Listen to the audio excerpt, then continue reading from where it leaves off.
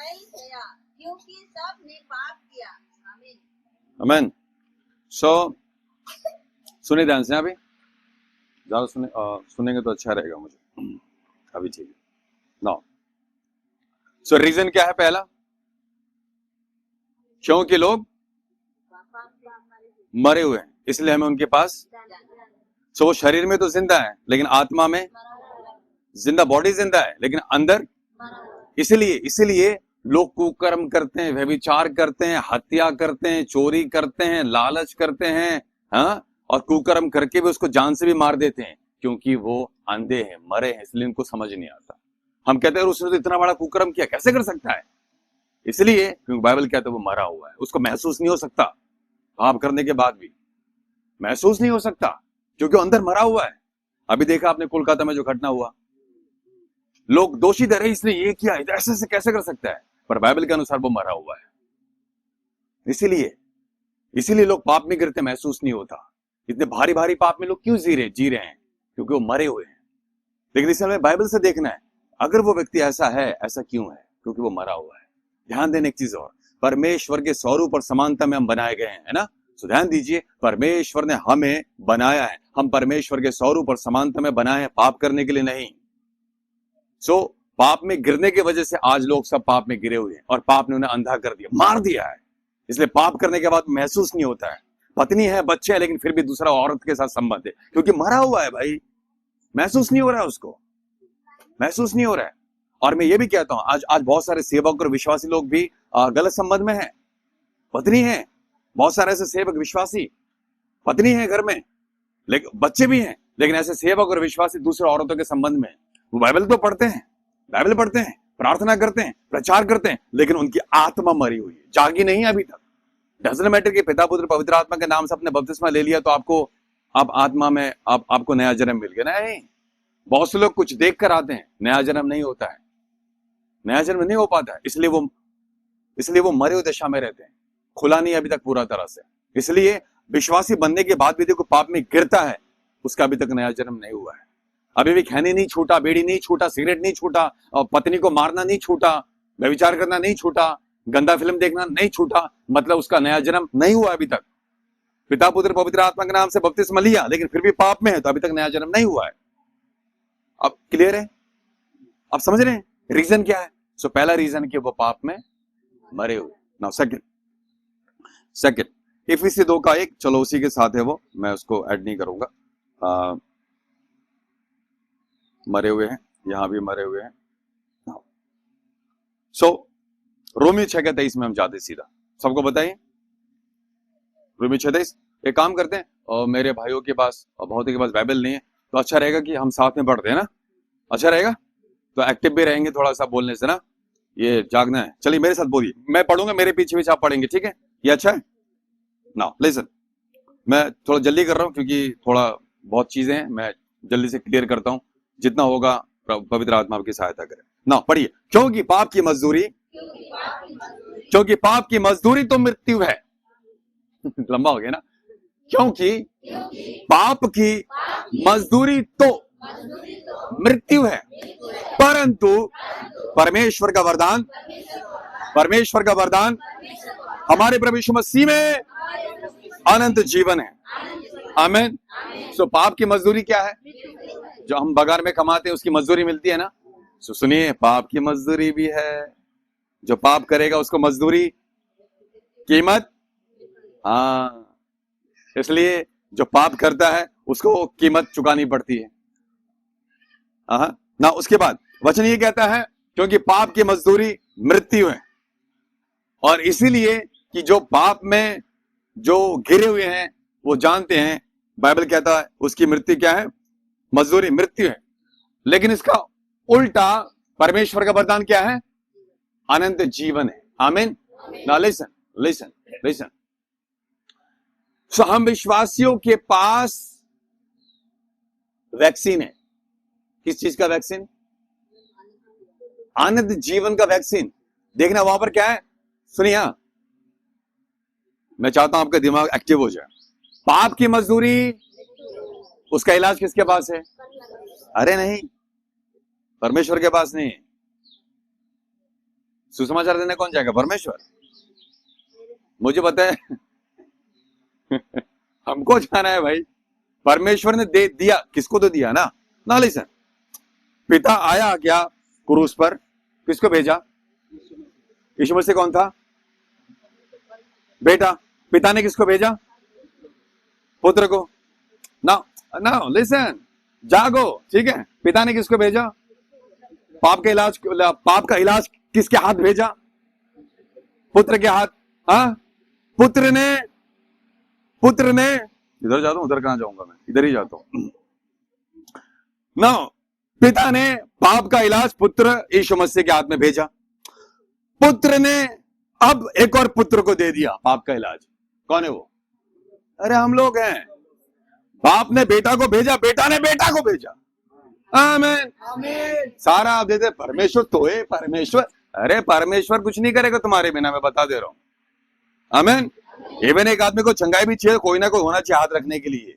परमेश्वर हाथ रखेगा? जी नहीं, इलाज आपके हाथ में दे दिया है। सो पाप की मजदूरी क्या है? इलाज किसके हाथ में है?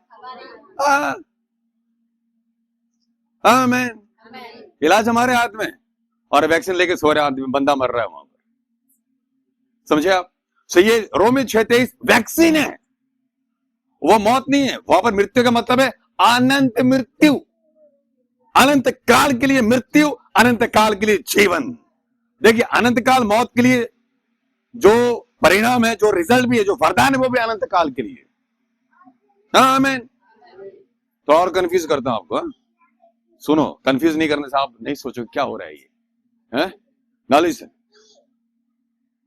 जो आदमी एक बार पैदा होता है वो 2 बार मरता है, और जो व्यक्ति 2 बार पैदा होता है 1 बार मरता है। नहीं समझे ना? सुनो, जो मां के गर्भ से पैदा हुआ, नया जन्म नहीं हुआ, कितना बार मरेगा? 1 बार कब्र में, और दूसरा बार दूसरा कब्र में। कौन है वो? नरक।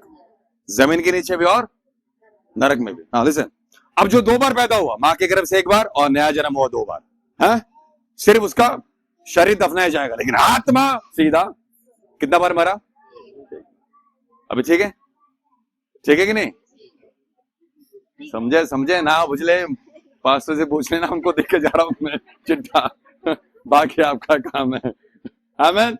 लिसन, सेकंड लास्ट वन, मैं कुछ स्किप कर रहा हूं, ये बहुत सारा नहीं भी हो सकता है। प्रकाशित वाक्य 20 का 14-15 पढ़ी। हाँ, अब मार्किंग कर लीजिए। एक काम की, बाइबल मत खोलिए, क्योंकि मैं पढ़ूंगा, तो बेहतर क्या आप लिख लीजिए, सबसे बेहतर है। मत खोलिए, क्योंकि मैं पढ़ेंगे ना अभी साथ में, तो आप लिख लीजिए। जिसके पास पेन कॉपी है, नहीं पेन है तो मेरे पास है यहाँ पर ना। प्रकाशित वाक्य 20 का 14-15 पढ़िए मेरे साथ। और मृत्यु और अधोलोक भी आग की झील में डाले गए।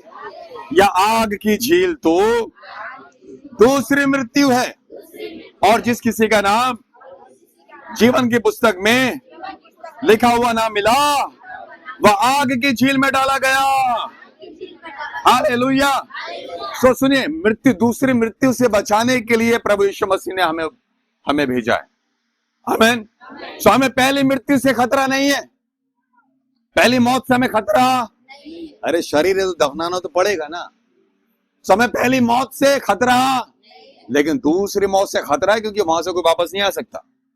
तो इसलिए परमेश्वर ने हमें चाबी दिया है यीशु मसीह के द्वारा दूसरी मृत्यु से खींचकर लोगों को निकालने के लिए, सुसमाचार के द्वारा। आमीन। आमीन। सो हमारे पास ना, लिसन, डॉक्टर जो होते हैं, डॉक्टर, सर्जन, या उससे भी बड़ा जो भी हो, क्या किसी साइंटिस्ट या डॉक्टर के पास दूसरी मृत्यु से बचाने की दवा है? लेकिन हमारे पास है। जो कभी स्कूल ही नहीं गए, जो कोई स्कूल ही नहीं गए, उनके पास वो मेडिसिन है जो साइंटिस्ट के पास भी नहीं। आप सोच रहे हो? इसलिए वचन क्या कहता है? मैंने दूध पीने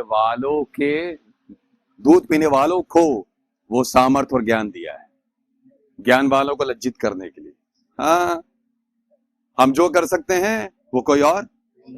आईसीयू में भी है, सीसीयू में भी है, फेल। लेकिन एक अनपढ़ जो कभी गया नहीं है, वो जाके भी प्रार्थना करेगा, वो जिंदा हो जाएगा। लेकिन एक पढ़ा लिखा भी जाएगा तो कुछ होने वाला नहीं है। अब सोचिए परमेश्वर ने क्या कर दिया, मूर्खों को चुना ज्ञानवानों को लज्जित करने के लिए। अब सोचिए, आप मत सोचिए मोर जिंदगी तो बगान में पत्ती, क्या करते हैं उसको तोड़ तोड़ के बस मैं यही, हाँ, ये जिंदगी नहीं है हमारा।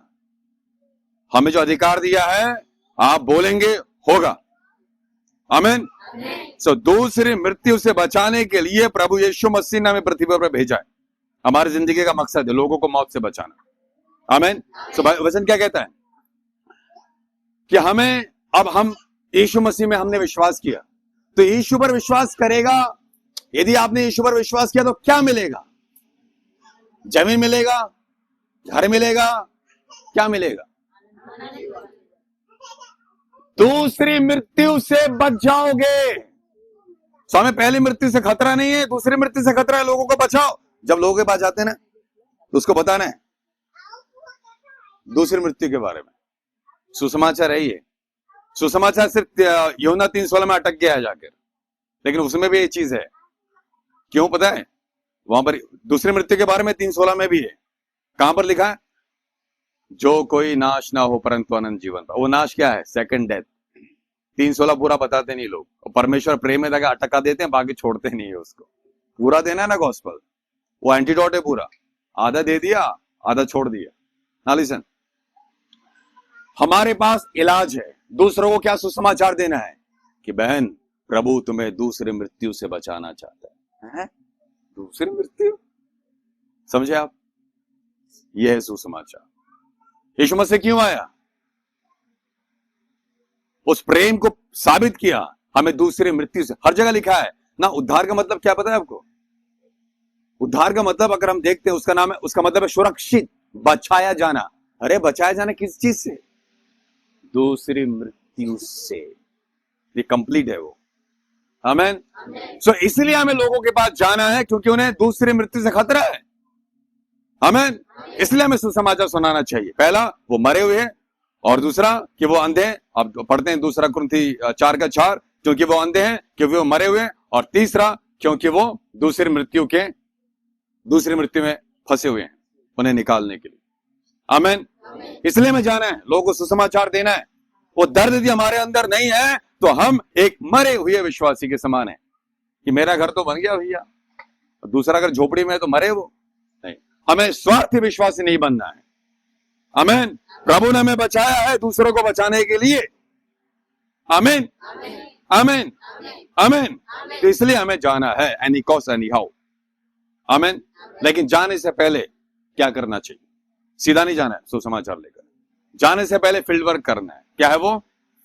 प्रार्थना, आमीन। क्या करना है? प्रार्थना। यदि आप किसी कलीग को जानते हैं, आपके साथ में कोई दोस्त है, आपके चाय बागान में हो, कलीग हो, एनीथिंग, कोई भी, कहीं भी, अगर आप उसका नाम भी नहीं जानते, उसका चेहरा याद करके प्रार्थना कीजिए। अगर नाम जानते, नाम लेकर प्रार्थना कीजिए, और फिर एक ट्रैक्स लीजिए हाथ में, मैं लेकर आया कुछ दूंगा आपको। प्रार्थना कीजिए, प्रभु मैं जाना चाहती हूँ, जाना चाहता हूँ, रास्ता खोल दीजिए, रास्ता खोल दीजिए प्रभु, ताकि मैं ये दे सकूं, आमीन। मेरा उद्धार कैसे हुआ? कोई पास्टर मेरे पास नहीं आया, कोई सुसमाचार प्रचारक मेरे पास नहीं आया, कोई स्वर्गदूत भी मेरे पास नहीं आया। मैंने एक रेडियो के द्वारा उद्धार पाया। रेडियो वालों ने नया नियम भेजा, उसको पढ़कर मेरा उद्धार हुआ है, आमीन। सोचिए, इसलिए कुछ लीजिए हाथ में, प्रार्थना कीजिए, प्रभु मैं उस बहन को देना चाहती, जाके दीजिए। बोल नहीं पा रहे, कोई बात नहीं, अरे कुछ जाके थमा तो सकते हैं ना बाबा। किसी का शादी का कार्ड दे सकते हो तो प्रैक्टिस नहीं दे सकते हैं क्या? इतना कठिन थोड़ी है, कोई बात नहीं। बहुत सारा बहन बोल नहीं पाता है ना, बहुत सारा भाई बोल नहीं पाते, डजंट मैटर। प्रार्थना करो उस ट्रैक्स को लेके जाके, बहन ये थोड़ा समय मिले तो पढ़ना, नहीं पढ़ना आता तो घर में बोलना, कोई पढ़ देगा। हाँ, वो पढ़ा हुआ चीज ना उसके जीवन में अगर वो फेंक भी दे, एक दिन वो हाथ लगेगा उसका। ऐसा हुआ, बहुत सारा ऐसा टेस्टिमनीज है, ट्रैक्स दिया, फेंका हुआ था घर में, लेकिन एक दिन वो उसके हाथ आया, आमीन। एक आदमी था, ब्लड कैंसर था उसको, और ब्लड कैंसर को आप जानते हैं पूरा बॉडी स्मेल आता है, भयंकर स्मेल आता है। तो ब्लड कैंसर हो गया था उस आदमी को, और ऐसा ही जगह था, उसको वहां लेटा दिया खाट में, और उसका बाहर कफन था, कफन यहाँ पर रेडी था वो, और वो आखिरी सांस ले रहा था कि कब ये मरेगा और लोग बाहर इंतजार कर रहे हैं, उसको कफन में डालकर लेके जाएगा। ऐसा कंडीशन में था वो। और उसके पास कोई नहीं जा रहा क्योंकि बॉडी से स्मेल आ रहा है ना, ब्लड कैंसर में, मतलब बहुत जैसा बहुत ही गंदा सा स्मेल आता है, बहुत ही गंदा स्मेल, कोई जा नहीं सकता वहां पर। वो मरा हुआ था, ऐसे खाट में था, गर्दन ऐसे लेटा हुआ था।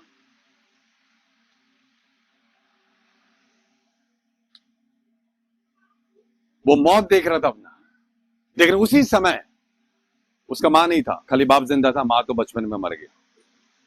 बचपन में मतलब कब मरा पता नहीं, एग्जैक्ट नहीं पता मुझे, लेकिन उसको याद आया कि बचपन में उसके मां ने संडे स्कूल के समय में जब उसको भेजा गया था, एक वचन आया, वचन संहिता का एक वचन उसका याद आया, मरते मरते, संकट के दिन मुझे पुकार।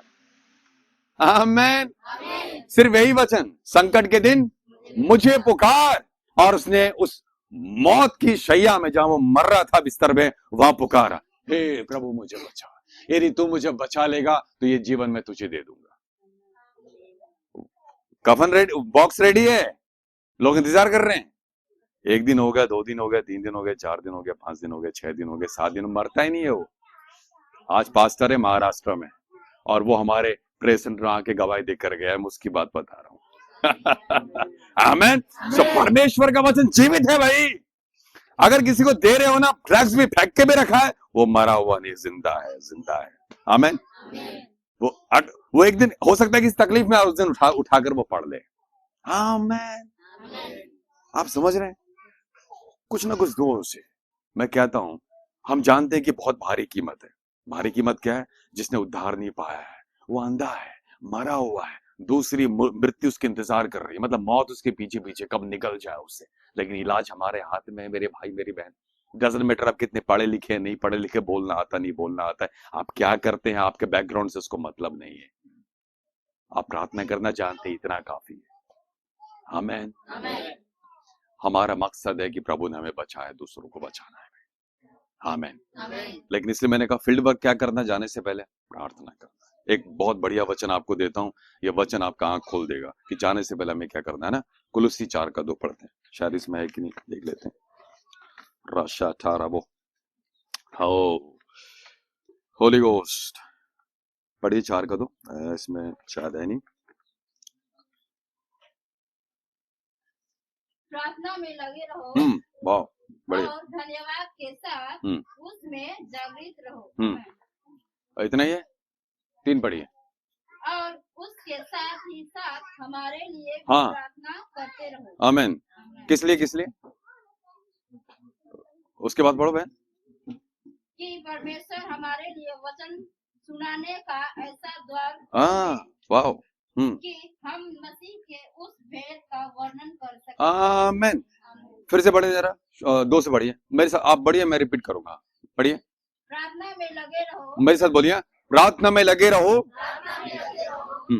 और धन्यवाद के साथ उसमें जागृत रहो, और उसके साथ ही साथ हमारे लिए भी प्रार्थना करते रहो कि परमेश्वर हमारे लिए वचन सुनाने का ऐसा द्वार खोल दे कि हम मसीह के उस भेद का वर्णन कर सके, हम जिसके कारण मैं कैद में हूं। ना यहां पर क्या लिखा है, क्या करना है? हे परमेश्वर वचन सुनाने का द्वार खोल दे। क्या प्रार्थना करना है? बोली हे परमेश्वर मेरे लिए वचन सुनाने का द्वार खोल दे। एक बार और,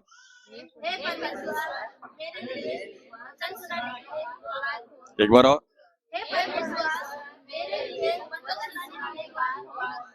तो इसलिए क्या करना है? प्रार्थना करना है, लेकिन कोई वचन जरूर लेना साथ में, चाहे वो ट्रैक से हो या कुछ भी हो। मेरे पास ये है, तो क्या करना है आपको? हाथ में कुछ लेना है। हे परमेश्वर, दोनों हाथ उठाकर, एक हाथ में ट्रैक्स रहना चाहिए, कोई वचन रहना चाहिए जो आप देंगे, वो हाथ में रहना चाहिए जरूर, कि हे परमेश्वर मेरे लिए, जैसे बहन आपका नाम क्या है? असीना, असीना, असीना। हे परमेश्वर, असीना के पास इसको, इस वचन को देने के लिए द्वार खोल दे। अगर नाम नहीं जानते उस बहन को याद कीजिए, किसी को भी याद कीजिए। आमीन। और कोई भी नहीं मिलता वो वचन हाथ में लीजिए, रोज प्रार्थना कीजिए, लेकिन उसको जेब में रोल डालिए।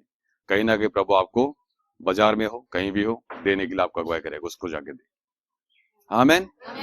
देखिए, हमारा काम है, हमारी आत्मा बच गई है दूसरी मौत से।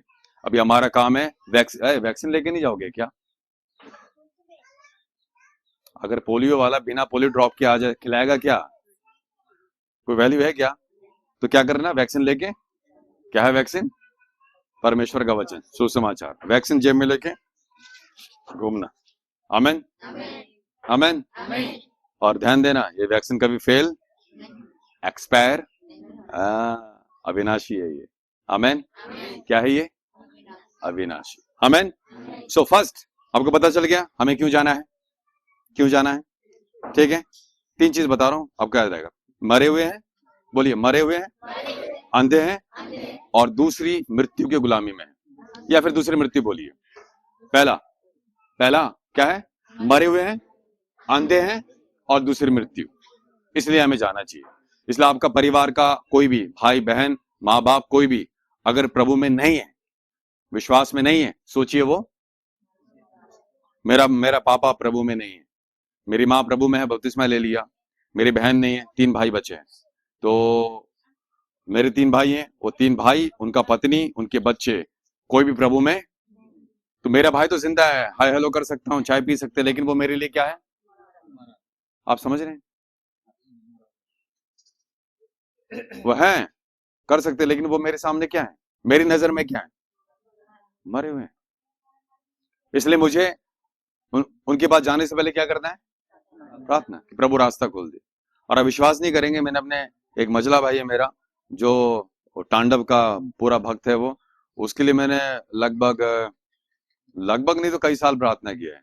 कई साल मतलब कई साल प्रार्थना किया है, कई साल प्रार्थना किया है कि प्रभु उसको उद्धार मिले, उसको उद्धार मिले, उसको उद्धार, रास्ता खुल जाए, कोई प्रभु का दास भेजो, प्रभु कुछ करो। और मैं एक दिन उसके घर में गया, कई साल पहले, क्योंकि मैं अभी तक 5 साल हो गए उत्तराखंड नहीं गया। और जाने के बाद मैं बैठा घर में, चाय वाय पिया, खाना ना खा के बैठा हूँ, और मेरा हिम्मत नहीं हो रहा उसको जाके वचन सुनाने का। मैं कहा प्रभु फिर कब आऊंगा, मुझे नहीं पता मैं क्या करूं, इतने साल के बाद आया हूं, मुझे सुसमाचार देना है। उसका पत्नी तो और भी मतलब तंत्र मंत्र करने वाली, प्रभु क्या करूं? नहीं हुआ, नहीं हुआ। मैं निराशा के साथ घर आया कि वचन सुना नहीं पाया। फिर कितने साल के बाद जाऊंगा मुझे नहीं पता, लेकिन मैंने हिम्मत नहीं हारा। फिर घर गया, घुटने टेके, पिता फिर से एक और बार मेरे मजले भाई भरा। एक दिन वो फोन करता है मुझे, उसके 1 साल या 2 साल बाद मुझे फोन करता है, मेरे भाई, हाँ भाई क्या हुआ? तू जहां पर है, जिस लाइन में, उस लाइन में जाने के लिए मैं क्या करूं? मैं सोचा क्या मैं सही जगह पे खड़ा हूं? सही जगह पे है कि नहीं है? मैं हैरान हो गया। पता चला कि उसने यूट्यूब देखकर प्रभु में विश्वास किया है। ये मैं सच्ची घटना बता रहा हूं अपने भाई की। आप सोचिए, उसका पत्नी को 5 साल से सरदर्द होता था, फटा जाता था, प्रार्थना कर करके अभी सेट फ्री। 2 साल हो गए, मुझे फोन नहीं किया सरदर्द है करके। हाँ ना, 2 चीज, परमेश्वर का वचन अविनाशी है, कभी मरता, और किसी के लिए किया गया प्रार्थना कभी मरता। आमीन। इसलिए प्रार्थना का उत्तर मिले और चाहे ना मिले, याद रखें आपकी प्रार्थना जिंदा है काम करने के लिए। आमीन। कभी मरेगा, जो बोला सो बोला पूरा होकर ही रहेगा, बारिश की तरह ना। क्या बोला परमेश्वर ने? जो बारिश होती है तो बिना फलबंत हुए वो थोड़ी ना वापस जाती है, भूमि को सींच कर जाती है। वैसे ही हमारी प्रार्थना है, वो सींचेगी उसकी जिंदगी को। आमीन। इसलिए हिम्मत मत हारना कभी भी। अगर अपोजिट उल्टा रिजल्ट भी आ रहा है, डजंट मैटर, आमीन, और प्रार्थना करो। हालेलुया। अगर आपका प्रार्थना के बाद भी उल्टा हो रहा है, और कैपेसिटी को बढ़ाओ। आमीन। प्रभु काम करेगा। आमीन। ना एक प्रैक्टिकल चीज हम करेंगे अभी, हमारे पास समय थोड़ा सा। Glory to God. ना अभी हम क्या करेंगे, थोड़ा सा